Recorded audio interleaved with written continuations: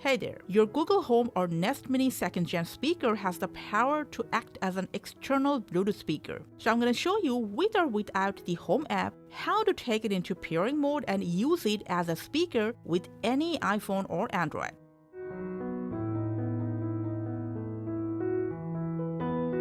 To take your Nest Mini into pairing mode, all you have to do is to say, "Hey Google, go to pairing mode," or "Hey Google, open Bluetooth." Hey Google, go to pairing mode. Got it. Looking for paired devices. Okay, to connect, open Bluetooth settings and look for the device. Now after that, all you have to do, whatever device you're using, from the device's settings, go to Bluetooth, make sure it's on, and in a moment your Nest Mini, whatever name you have saved it into, will appear in the Bluetooth devices list. When it does, just tap on it to pair. And if there's any pairing pop-up, just confirm the pairing process.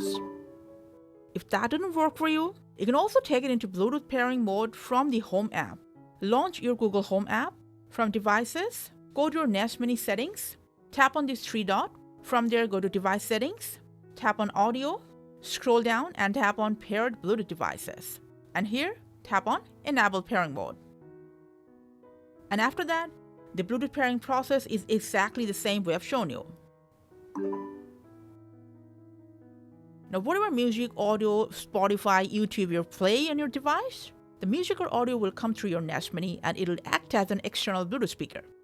Now, once your Nest Mini is on Bluetooth pairing mode, it will not just appear in this device, but all the other devices that are in the same Bluetooth range. But please remember, at a time, it can act as a Bluetooth speaker with only one device.